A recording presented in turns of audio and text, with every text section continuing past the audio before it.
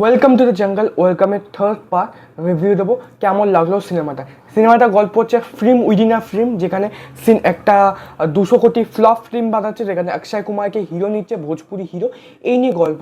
এবার সিনেমাটা আমি এক্সপেক্ট করেছিলাম ট্রেলার দেখে এটা ক্লিঞ্চ একটা বাজে সিনেমা হবে, বাট আমার এক্সপেকটেশনকে একটু ভুলফিল করতে পেরেছে সিনেমাটা।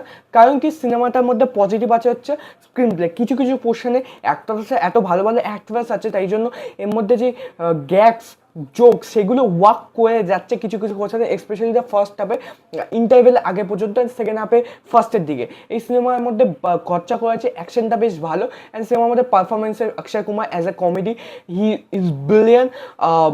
Sunil Shetty was good, and সিনেমার মধ্যে মেটা রেফারেন্স আছে, সেগুলো দেখতে কিন্তু মজা লাগে। ওভারঅল একটা ক্রাফট ওয়াইজ যদি আমি বলি, সিনেমাটার মধ্যে স্পুপ ফিল্ম অলদো, বাট অতটা ভালো না। বাট আপনি ফার্স্ট ওয়ে একটু এন্টারটেন হবেন অ্যান্ড মজা পাবেন, কিন্তু নেগেটিভ আছে, এখানে ক্লিক করে দেখতে পারেন, চ্যানেলটি সাবস্ক্রাইব করবেন।